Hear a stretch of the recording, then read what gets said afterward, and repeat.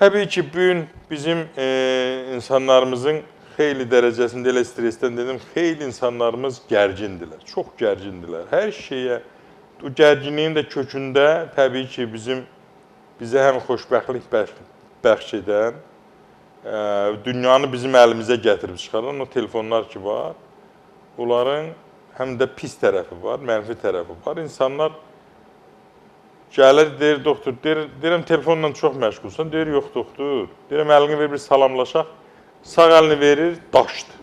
Sol əlini verir, normal əldir. Deyirəm, bir əlinlə əlini tut, gör, normaldırmı, fərq nədir? Deyir, ay doktor, burada hissiyat azdır sağ əlimdə.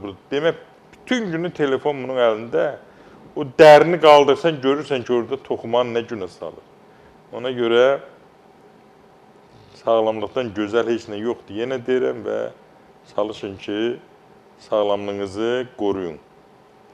Sağlamlığınızı qorumaq üçün də nə etmək lazımdır? Bol miqdar su içmək lazımdır, vaxtında yatmaq lazımdır, hər gün sürətlə yerimək lazımdır və inanın ki, çox qəribədir.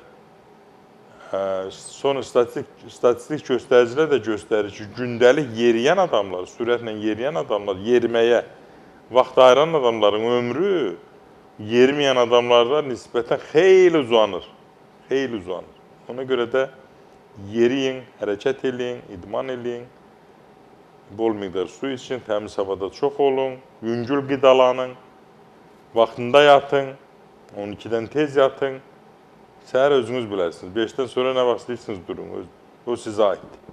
Ancaq o dərin yuxudan heç olmasa 2 saat yatın. Nə qədər tez yatsanız, o qədər xoşbəxtlik hormonlarınız ifraz olunacaq və daha sağlam, daha gümrah olacaqsınız.